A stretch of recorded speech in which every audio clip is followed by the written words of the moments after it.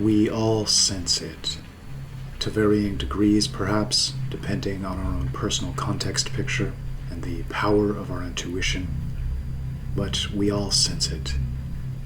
We live in a rapidly crumbling world.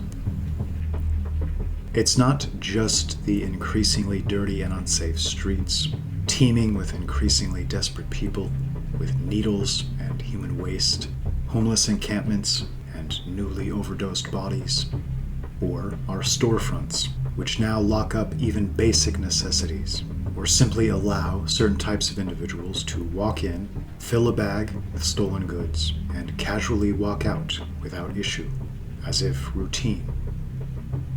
It's not just the increased crime rates, the plummeting living standards, the lack of societal cohesion.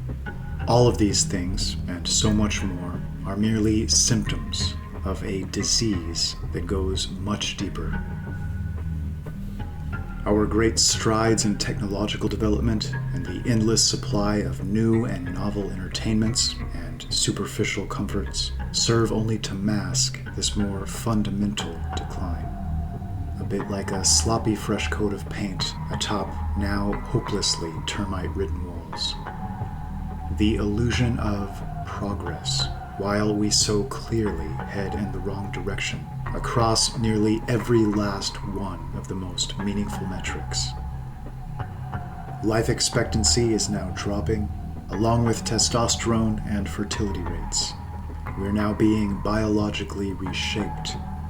Man is becoming less man, woman is becoming less woman. IQ is dropping, literacy has plummeted, and college students, who even just a few decades ago more or less represented an exceptional subset tasked with carrying the future world on their shoulders, now often struggle with basic math, the most rudimentary understanding of history, and increasingly see all the world through the lens of demented, disoriented, often even predatory professors.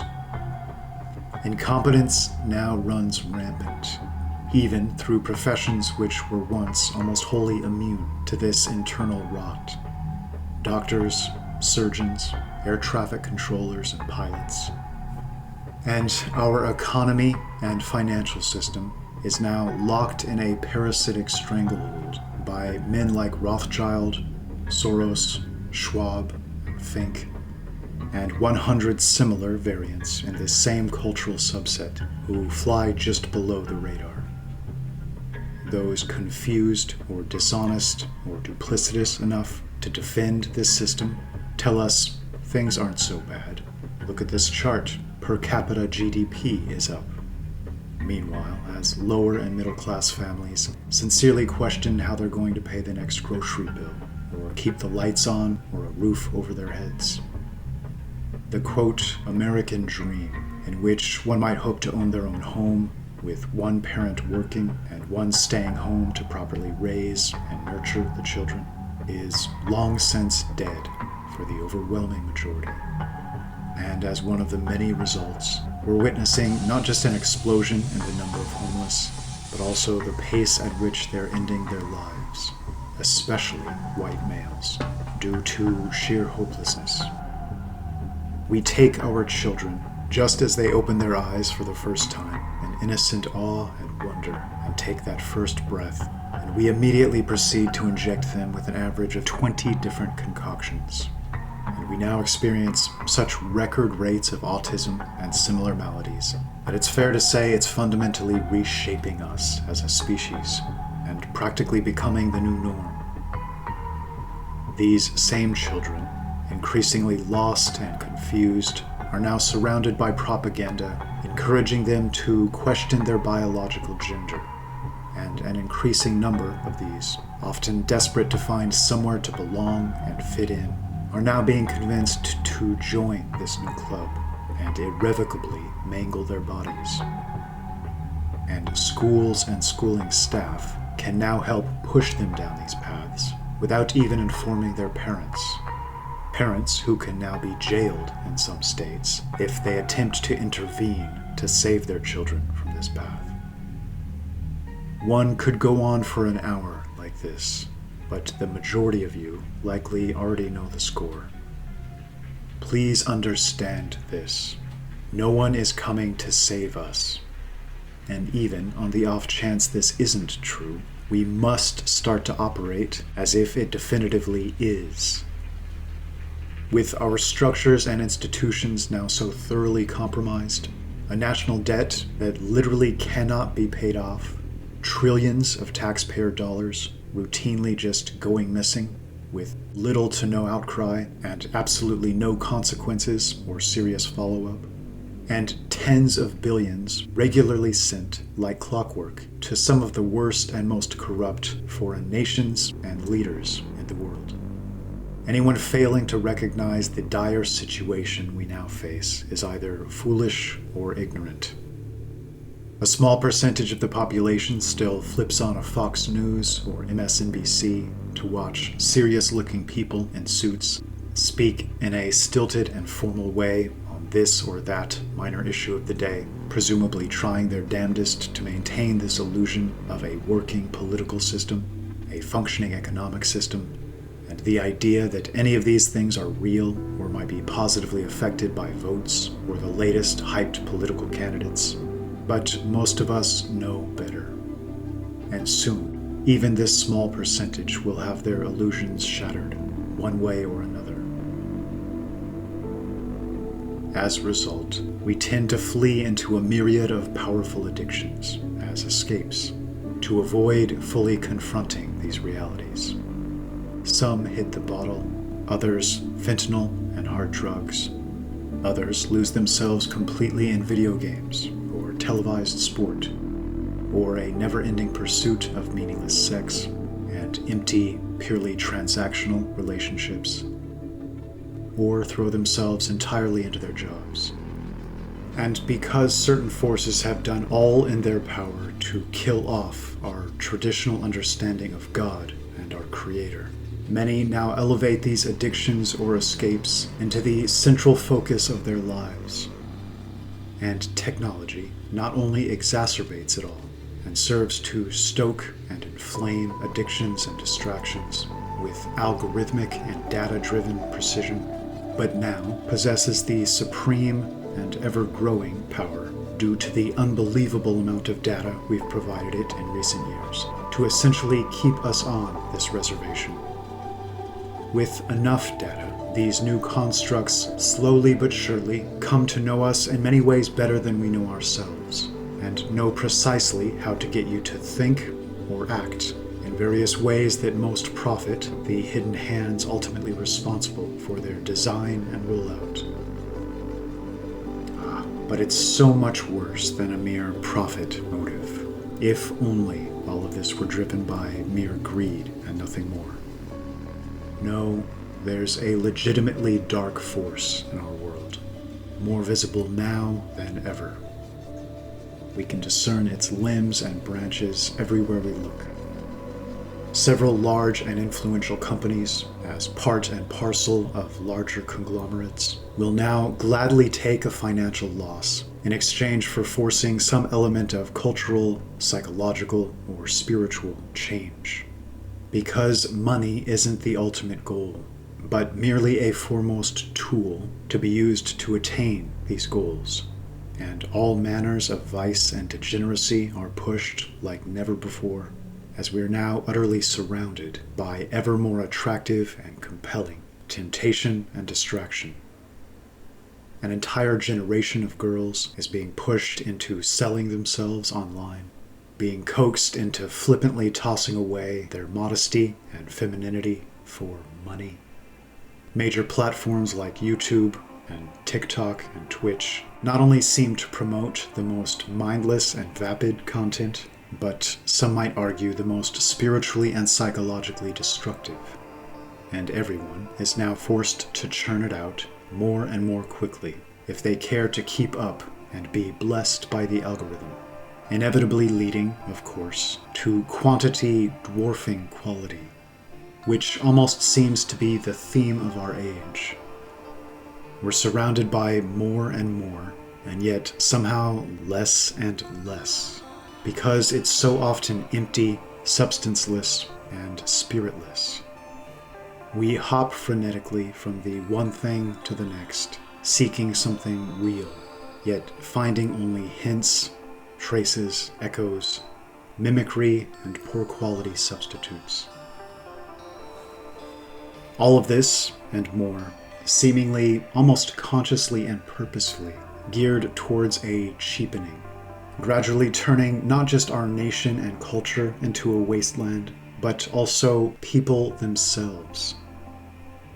Children grow up being taught to chase the dollar as their measure of success in life, naturally responding to incentive structures all around them at every turn that threaten to turn them into the very worst and most hollow sorts of human beings. And I'd suggest there's no greater weapon in the world than this very cheapening, and the inevitably resulting demoralization that comes with it. When you no longer see anything worth fighting for, when you look around you and see nothing of genuine value to feel strongly about, you've been made powerless, impotent to manifest any significant change, because utterly stripped of motive force and inspiration. Forgive me for outlining such a bleak vision here, but it's a very real one, and I'm not convinced there's any moving forward until we're capable of maturely discerning and speaking to all that's gone awry, and then painting a contrasting vision with the goal of eventually manifesting and becoming that contrasting vision. I'm consistently drawn to the analogy of popular culture now being comparable to a poisonous IV drip, hooked directly into the vein of both the individual and the national body. Consider your own friends and family for a moment, or broader social circles. I'd suggest it's no coincidence that those among them who tend to watch the most Netflix programming, or modern movies, or most heavily embrace sports or celebrity culture, are either completely and totally apathetic, or the most disoriented and lost with regard to politics, ideology, life philosophy, and worldview. You'll see this everywhere you look, and it's no coincidence. These inputs and influences are designed to have a scrambling, disorienting, atomizing effect. The timeless purpose of bread and circuses, but now elevated into an art and a black magic. A black magic increasingly driven by AI, algorithms, and sprawling and powerful databases in an increasingly efficient and precise manner. And atop it all, with regard to modern culture and this new world being created, it's all so cheap, so stupid and small and petty and superficial, because it's not just designed to indoctrinate in some mere political or ideological sense, but to disempower and weaken and destroy. It's as if we're now completely surrounded by bad music. Try to have a deep or substantive thought, or glimpse the face of God, or hear echoes of His voice, or even simply contemplate the meaning of your life and of existence, when something like Ice Spice is blaring loudly in the background. For the vast majority of us, of course, this is virtually impossible, and I'd suggest our entire culture is becoming the equivalent of this bad music. What do you know? That you're a musician. But that's why I'm interviewing you today, so I can get to know you. So I'm a musician. What the fuck that mean? Make magic or something? What is musician? I think you're confusing that. Yeah, I'm not no musician. I I make music. I make music. And that's not all I do. I make music, I act. I'm a TV star too, a young mogul. Just really quick, I think you're confusing. I'm not confusing nothing because you don't know. You thought that all I was a magician or whatever the fuck you said. See, that's what I think you think I said. No, I said musician, not magician. I don't think, baby, I don't think. What is that? That's ghetto. I don't think. I know. But it gets worse. When one is immersed in such an environment for years, even decades on end, the body and mind begins to adapt and shape and orient itself accordingly. Higher states of consciousness gradually become inaccessible.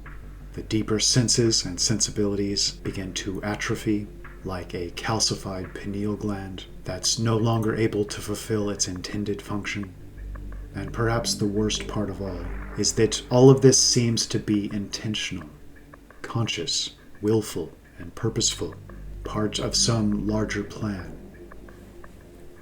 For those who have lost sight of God through all of this, you're the furthest thing from alone here, and it's difficult to blame you. You need help feeding your babies, God bless your darling heart, then you ought to be helped. But I'm going to tell you something, you need to be tithing off that help. That's your increase. You need to be tithing that. Well, dear Lord, Brother Copeland, I'm in poverty now. I know it. I'm telling you how to get out. That's the gospel. I don't care if you ain't got but 2 nickels. Give him the first one. Oh, yeah.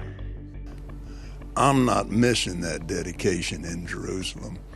Without the airplane that we have that I bought from Tyler Perry, and I didn't pay anywhere. And Tyler's one of the greatest guys. He made that airplane so cheap for me, I couldn't help but buy it. Well, my question then, It's not just the megachurches with smooth-talking carnival barkers at the helm and profitable merchandise stands near the entrance, or the recent embrace of LGBTQ by many denominations, coupled, of course, with their near-total politicization and their so freely and willingly adapting themselves to the Sodom and Gomorrah elements of our age. After all, those seeking to subvert institutions on a broad scale would have to aim, first and foremost, at the one with, historically, the most potent shaping and orienting power. No, it's more than this. It's not just modern subversion. There's another layer to this, helping produce the disorientation and disconnect so many of us feel with regard to religion and spiritual belief. A worthwhile analogy is the game of telephone, in which a message is passed down a line of people, often emerging as something almost completely different at the end of the chain. Even the most profound and powerful message or idea will inevitably become more and more distorted at each step in this chain. And this distortion causes it to lose its natural energy, spirit, and vitality, the type of power capable of speaking to us and moving us at the deepest levels, until, finally, all we're left with is fluff, superficial garbage, which scarcely bears any relation whatsoever to the genuine article. This is a topic for another time, too big to get into here. But for what it's worth, I'd ask you to please resist the urge to, as the saying goes, throw out the baby with the bathwater here. The creator of all is vastly greater than the caricatures painted by both sides, both atheists and many modern church leaders.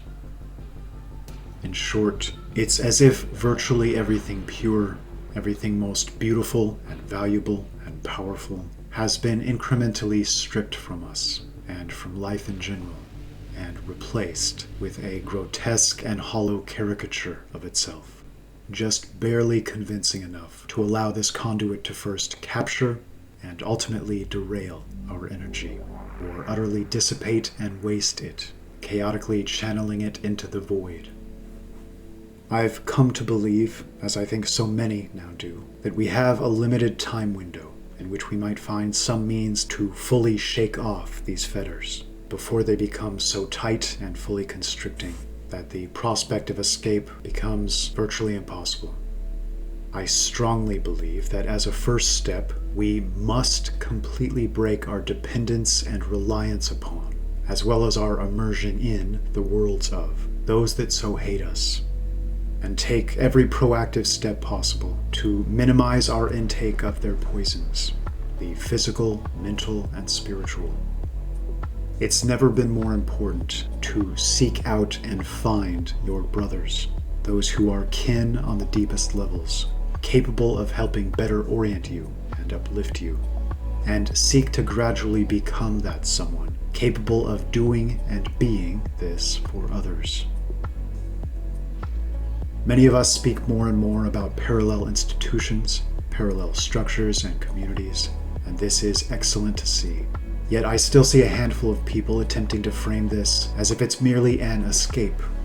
And of course, it is this, in part, But believing this is the point or purpose or sum total of the efforts here is, I'd suggest, a complete misread. The best way to organize and create a meaningful opposition force to the corrupt subversives in power and what now appear to be their ultimate goals is to find some path to stand on our own 2 feet again, to firmly plant these feet on friendly soil and begin to create the world we want to see. Because relying on others to create it for us via conventional mechanisms simply hasn't worked and won't and can't work at this stage. When your house is on fire, I'd suggest your first priority should be to find fresh air, if only to quickly gather and organize your thoughts. Failing to do this bare minimum means you'll be huffing disorienting fumes, and as a consequence, not just running the risk of disaster or death, but also operating at nowhere near full capacity in the process. We are very much huffing disorienting fumes at the moment. I'd suggest that nearly everyone in our age is broken, crippled, imbalanced, or asymmetrical as we speak. Yet we still have the ability to create environments that allow us to shut out the leading causes of these problems and allow us room to build, refine, strengthen, and improve one another. A return to tribe, to family, seems objectively the best possible step in this direction. Especially considering that for several of us, many in our own immediate families have fallen so completely under this spell, this degenerating black magic of modernity, that home no longer feels like home. And this dynamic carries heavy costs in the long term, if no resolution is found. Our traditional hierarchies of virtue and competence have been so aggressively attacked that they've practically been inverted. Yet, we have the power to completely undo this. Yes, on a smaller scale at first, but with room to grow and expand indefinitely. Creating new structure that allows us to be our own foremost influences, and to truly bring our best and brightest to the forefront and fully utilize their abilities, would represent the most promising of all steps forward. We need to find the most viable path to begin authoring our own story again. It might fairly be said that life ultimately revolves around storytelling. It's not mere facts or technicalities, but storylines and narratives, themes and archetypes that most shape and orient our understanding of the world and ourselves and one another. The vast majority of our ancestors grew up on stories of genuinely masculine heroism and courage. Stories of exceptional men who weren't just willing to face exceptional challenges, but who were often healthy and brimming with natural vitality to the degree that they sought them out. So many of the storylines and narratives shaping and conditioning this upcoming generation are often the polar opposite. You may have noticed the monster is now championed and cheered more often than not, frequently morphed into some lovable and misunderstood creature, or perhaps the epitome of cool, contrasted with the stiff, prudish, or pedantic. Ugliness is pushed to the fore in modern fashion, art, architecture. Obviously, satanic themes dominate the music performances of the pop idols created and churned out by this machine. Some still seem oblivious to much of this, but those most responsible for orchestrating it certainly aren't. This isn't organic or coincidental. It's an attempted reauthoring of our psyche. The traditions and lineage of our own bards has been obliterated, and our leading storytellers replaced with child predators, enthusiastic liars and manipulators, the spiritually dead or disoriented, and the outright malevolent. Ask yourself this question. What do you think the ultimate fruits of this reauthoring might be, should it ever fully triumph? We are in a difficult position, but by no means an impossible one. I think the coming months and years will represent a pitched battle between forces with increasingly accurate battle lines drawn between them, as the veil slips and the mask drops away. It sometimes seems as if our new corrupt storytellers feel as if they've made such progress, so many gains on so many fronts, that they no longer even need this mask. They've convinced scores of people to not just embrace, but celebrate their destruction and decline. The great white pill here is this. Consider the caliber of these people caught in their web, relative to the caliber of our own. Consider the vast chasm between the two when it comes to courage, or motive, or willingness to fight, or wisdom, competence, judgment. Sheer numbers in itself means very little at the end of the day, because the vast majority of people are destined to be inconsequential, non-issues, the equivalent of extras on the stage of life, who everywhere act according to script, or according to the props currently scattered about the stage.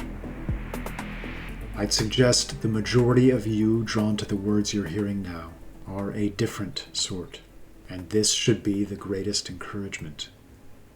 From the most magnanimous perspective, these NPC-type figures might even be seen as somewhat innocent victims, tools and useful idiots of those forces consciously reshaping us. Still an incredibly net negative force, but only because they've been obliviously co-opted and puppeted. It's the foremost authors and architects of this new culture that deserve the blame here. Those that do their work through proxies, because innately cowardly, and often physically, psychologically, and spiritually ugly to the degree that they'd produce red flags in the minds of the healthy or those with capable intuition. Deep down, they know. You can see it written in their faces, hear it in their voices. They know who they are. It's you who haven't yet grasped who you are, and who you're capable of being. Many of you listening represent part of the only force left in the world sufficiently awake and cognizant, capable of opposing this false light and these false chosen. Who are the real chosen by God and nature, the universe itself? Those who heal, improve, strengthen, those with genuine and noble hearts, those who, finding chaos and entropy all around them, innately and instinctively do all in their power to establish right order, structure, health, energetic vitality, and creation. Those who seek to cultivate the ground to make it fruitful, to set the stage for meaningful growth. We are frequently told that the world isn't black and white, and that we shouldn't seek to see it this way. I'd suggest this is profoundly, even insidiously, wrong. We all understand what's often meant by this, specifically when it's voiced by the well-meaning. Resist being overconfident in your judgments, give the benefit of the doubt, always recognize there are two sides to every story, recognize that the person across the aisle is likely facing struggles and fighting battles you can't comprehend. All of this is good and important, and I think represents things all of us should keep ever present in mind. But it seems to be a confusing and conflating of two separate notions. It's saying, beware not to discern black and white inaccurately. Beware not to judge hastily or incorrectly. Beware not to see the splinter in your brother's eye while remaining oblivious to the plank in your own. Yet it doesn't mean that black and white don't exist conceptually, only that we're prone to discern them poorly, rashly, clumsily, and make mistakes along the way. None of this changes the fact that black and white do exist, and that their pure archetypal existence renders virtually all other frameworks into somewhat silly, meaningless, flawed, and inconsequential ones, relatively. Republican and Democrat, or right versus left, and in fact just about all of our political squabbles, can be seen as an energy-dissipating exercise in futility and a profound waste when we finally recognize this. Theater, and often layers removed from the real battle. It's no coincidence that one of the foremost philosophies pushed by modernity is relativism, this idea that there are no concrete notions of truth, or beauty, or health, or anything else for that matter, that all is purely and completely a matter of personal perspective, that there is no black and white, only gray. If we return for a moment to that all-important question that has long underscored our most efficient justice systems in the Western world, especially the Roman, beautiful in its straightforward simplicity and capable of effortlessly cutting through layers of sophistry and illusion, and ask ourselves, cui bono, or who gains? Who most benefits from this idea that there is no black and white to be found in our world? What do you think the answer is? Might it be this blackness and darkness itself? Might it be that the moment it's clearly discerned, recognized for what it is, it immediately and naturally becomes stripped of its power and checked to the degree that it's no longer the leading orienting force in our world? I'd suggest virtually all of the battles we see being waged around us are connected, and that this struggle is much larger than the merely political, or national, or even philosophical and ideological. For what it's worth, consider making your central orienting force the highest and best you're able to envision and conceive of. Rediscover your strength. Seek out your inner wellspring. In a few moments, this communication will end. The images, music, and voice used to convey this message will fall silent, and you'll return to your daily life and your routines. And, likely, return to being absolutely bombarded with an endless series of poisons and temptations meant to distract, derail, degrade, and disorient. I'd ask you to please keep in mind that there's now an unprecedented amount of pain and completely needless and unnecessary suffering in this world. Much of it even occurring right this second as I speak these words, whether we choose to recognize it or not. But at the same time, that there's an immense amount of life-affirming joy and happiness scattered alongside it. Most of all, recognize that you and we are not the least bit powerless in our abilities to help recalibrate this balance. Life doesn't need to be this hard. Seek to be an ordering and net positive force. And please consider seeking out your brothers aiming to be the same. Find your tribe. Form friendships and bonds and small networks. And then, slowly but surely, networks of networks. None of this is impossible. We can build our own future if we care enough to do so. God is with us to the degree that we're with Him.